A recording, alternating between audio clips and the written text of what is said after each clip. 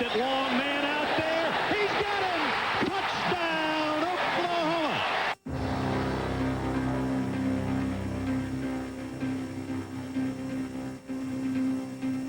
Now it's third and long. 27 to go. Crouch straight drop. Sideline intercepted. Straight. And straight might go straight to the end zone. Touchdown.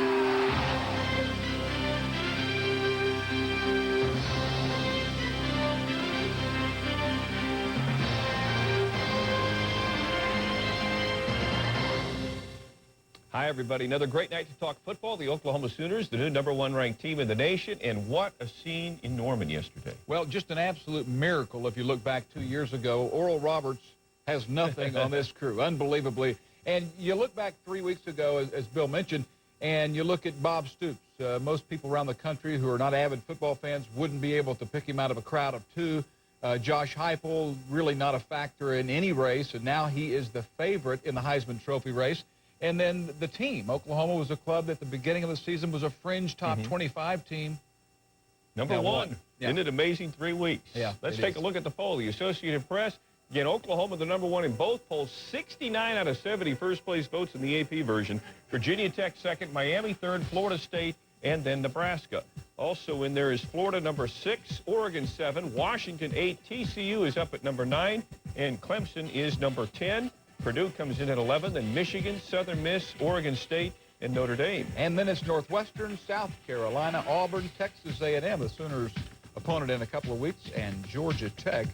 And I think the thing about Oklahoma, there you see Notre Dame is up to number 15, and they are looking at a BCS opportunity. Oklahoma sound in all phases yesterday. I think you're absolutely right. You know, defense, as we take a look at this thing, was really the difference in this one. Bob Stoops called it the best defensive effort he's ever seen against the Huskers.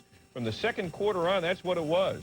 Well, this is Mike Stoops and Brent Venables calling the shots, and I thought they were sound everywhere. Up front, the defensive line held its own, and a surprise to some people. Number 10, watch Terrence Marshall coming in here on the blitz. It was a nightmare. He was an animal all day on Crouch. And then the cornerback, Derek Strait, a converted quarterback out of high school, and when he makes up for the bomb that he gave up at the beginning of the game, he makes up for it in a big way as he shows he can get it in the end zone. And so after that, Oklahoma only giving up 7 total yards.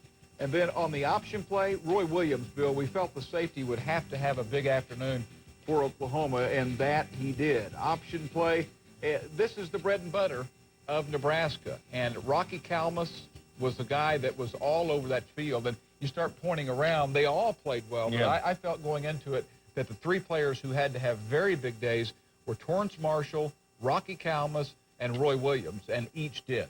Let me ask you this question. Why did Nebraska give up on the run so early? You know, they dominated in the first quarter, really played well, then kind of gave it up. Well, I think that Frank Solich is an outstanding coach, but if there is anything that Frank has been criticized for, it is in abandoning a game plan, maybe going for something, being a little bit risky when he doesn't need to do it. And Nebraska really looked tough. They sort of went through the same thing that Oklahoma used to go through when they were behind and they had the wishbone. Yeah, you're just very uncomfortable in having to do something. They're not sophisticated in the passing game, and so they did. I thought they got a little risky early in that ball game. Well, you talk about a turnaround in the first quarter. It was all Nebraska. Then the Sooners completely dominated from that point on. I think that's the most amazing thing about the game. The Sooners down 14-0, took control at that point. A team with a lot of poise, but Bob Stoops claims no real adjustments were made at that time. So I guess the question to you, Dean, is what happened there? Well, the adjustments were mental. I think that those guys knew going into the game where they were supposed to be, but it was just a mental issue. Nebraska had been in big games like this before. This was new to this bunch, and once they got into the flow of the game, the pace of the game, Oklahoma was very good. Let's look at what happened in that unbelievable second quarter, and we'll start with special teams. And right in here, you'll see Josh Norman on a play that his coach on the sideline actually said, you know, we're going to have the return on, but Jonathan Hayes said, you go for it anyway. And then the option play. The defense really read its keys all day, and they said, I will meet at the quarterback. And then watch the timing on this reverse. Beautiful job there, and Josh Norman will be able to take it up.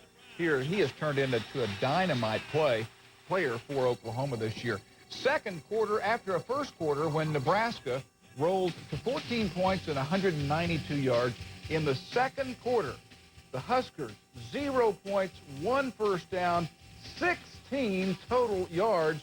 Meantime, Oklahoma was scoring every time that it had the football that period, and it was just a different game after that quarter, and Oklahoma won the game based on that second quarter. It's like a tidal wave coming on. They couldn't Unreal. stop it. You know, we've all known about Josh Heupel. The entire country got to see him yesterday. Another very impressive performance for the senior. Another 300-yard passing performance, and some of his plays were unbelievable. But again, he comes through in key shape here. Well, you can't overstate the importance of a coach's son. And here you see Josh Heupel, perhaps the best play that Oklahoma had all day. Here he is on an option play, sort of giving Nebraska a dose of its own medicine. And here he shows what he can do with his legs. So watch him with the breakout here, and Josh Heupel showing that he can win with his legs as well. So I think that it was a day of body parts for Oklahoma. His eyes there were one. His head was in the game. His heart is a big factor with him. His arm certainly was, and his legs were. He made some terrific plays. And you look at a guy like Josh Heupel and you say, well, he's not fast enough. Yeah. Well, a quarterback can make plays not based on his speed, by just having savvy and a good feel for the game. That pass to Fagan, when he's falling back, lets it fly, it's just a remarkable play. Well, it's as good a play as I've seen all year from a quarterback. They had an all-out blitz. One of their good secondary guys, Joe Walker, a safety, was coming through. He came through clean. Josh Heupel knew what was coming from the very beginning. He backpedaled. He was buying time because he knew he had his receiver, Fagan, I believe, on the deep route. And he also knew that if he could buy enough time and throw it up where only his guy could get to it, he would have a chance. And just a magnificent play by him, and Fagan did a great job as well. Great to watch. Heupel is like the whole OU team. All of a sudden, he's at the top of everybody's list. When it comes to the Heisman, he's a legit candidate. I have a vote. I know you do. If I was a vote today, he would get mine. The last 3 games he has played have been totally remarkable, especially when you think about who he's done it against. Well, he's got 2 votes. I got one, too. That's at this point. I think that Josh is in the same situation that the team is in. The team has to win out between now and through the conference championship to have a chance to go play for the national championship. Bob Stoops, I think, great chance for Coach of the Year if that same thing happens. And I think that Josh Heupel has to win out through the Big 12 championship game if Oklahoma gets there to have a chance to win the Heisman. But I believe that list has narrowed, and I place the odds tonight at Josh Heupel, the favorite now. He's emerged, in my opinion, to a 3-1 favorite. Breeze would be second at 4-1. Chris Winkie is putting up some staggering numbers, and if the top 2 guys falter, I think Winkie would be there. Michael Vick, I had him over the weekend. He's injured and not playing like a Heisman Trophy winner.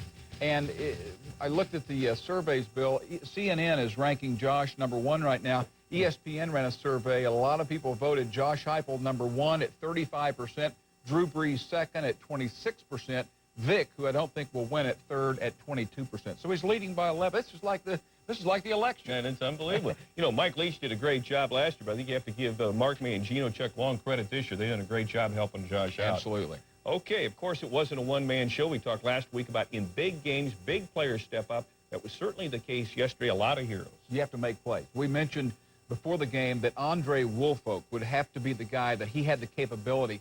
Before the first 2 games, I was going to be part of those pay-per-view telecasts. I talked to the coaches about their players. I said, grade these guys on a 1 to 10 scale, 10 being Herschel Walker. Won't divulge the lows at the 5s and 6s and a couple of 4s, but they told me that Andre Woolfolk was a 9.5 with the potential to go to a 10. That's how good he is. Speaking of that, let's roll the video and let's see him play to a 10 in a catch. You won't see a better catch this year in college football. Terrific concentration. This guy can catch a BB in the dark. All right, off sides here. Heupel is able to pick up on it. Free play. He goes deep to Antoine Savage, who makes a heck of a play as well. And you know, another guy making plays for Oklahoma is Josh Norman, Josh Heupel's roommate. Watch him lower the head, run over the safety, and scamper down. And that set the tone for the second half, Bill, as that was the first play for Oklahoma coming out offensively in the second half. You know, it seems incredible now, but just a month ago, we're talking about how critical the month of October would be for the Sooners. 2 wins would be terrific. 1 win wasn't too bad, but Bob Stoops never said that, and he looked at these 3 games, obviously, as key, but as a real challenge on a positive note for his team. Well, he's positive. He is very, very positive, and I kept thinking that maybe, you know, is he really this positive? But he was, his team was. I think he exudes confidence. You always see the players kind of pick up on the personality of the coach. Oklahoma was businesslike but confident. And I did the numbers. I came up with some numbers here. I want you to take a look at the red October. The big red October is Oklahoma. You add the 3 games together, they win by a combined 135 to 59. Average margin of victory, Bill, that's staggering. 26 points. And the average point spread cover, if you add all of the games up together and you divide it by 3, 32 points for all you illegal gamblers out there. But that does tell you, though, by the average margin of victory, 26 points, how well they play. The only other time in my memory where Oklahoma has had this good a stretch was possibly 1971, Greg Pruitt's junior year, and it was the senior year for Jack Milder, and they had the big game against Nebraska later in the year. Oklahoma beats USC in Norman. They go to Texas, and they get back the year after Switzer put in the wishbone. Right. They get back at Texas, beat them, and then they have Colorado the next week, a very good team that ended up 3rd in the country. But that was not as remarkable as this. It's been quite a month. The Sooners are, in fact, ranked number 1 in the country now. But yesterday, Bob Stoops had some interesting thoughts when he was asked if his team was number 1. Well, I've seen a lot of people running around with their fingers up in the air. So, you know, the proper finger, too. So one of our goals wasn't to be the number 1 team in the country halfway through the season or 3/4 of the way through the season. So we'll see. I think we've more than proven who we are, and if we're a decent football team, I'd say we are. As a player and a coach, Bob Stoops' record against Nebraska now goes to 1-10. That's a remarkable number. This is the most important one. Let's take a look at the report card, and let me give you a grade on Oklahoma. Should be pretty easy. I mean, I'm not being too lenient here. Let's look at the report card, and we'll see straight A's for Oklahoma. Offense, defense, they overcame that bad start. Special teams, missed a field goal, but otherwise superior. And once again, I mean, 3 games in a row, Bill, playing up to their potential, and that's all you want to do. Play up to your potential in big games, and they did it. They certainly did. Let's take a look at where the Sooners are right now and what's ahead. Again, of course, Oklahoma ranked number 1 in the country, 7-0, 4-0 in the conference.